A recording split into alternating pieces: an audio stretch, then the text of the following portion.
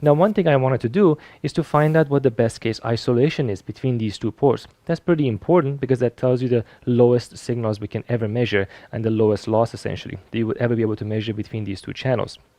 And in this situation, I set the output power of each channel to be at the highest level, 10 dBm, which is the toughest condition for measuring isolation. Now, to make it even harder, I terminated each of these ports with a short. So now you have short on both ends, which means that you have a strong reflection coming back in, very high voltage standing ratios developing here, degrading the isolation even more. But because we do have those great external couplers, I expect this to perform quite well. Now we can go back to the software and take a look and see what we get from that.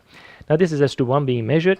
I've applied smoothing and 16 averaging, and look at that. This is a minus 135 dB, which is really quite good. Doesn't have any sharp peaks or anything. It does degrade a little bit across frequency. That's normal. That's just the front-end noise figure getting worse.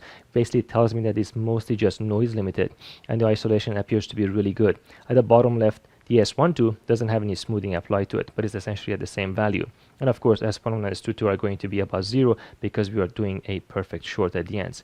So this looks really good. This gives me a lot of confidence that we will be able to measure very high quality factor filters and see all the way down the rejection of the filter below 120 dB of dynamic range. That's quite excellent.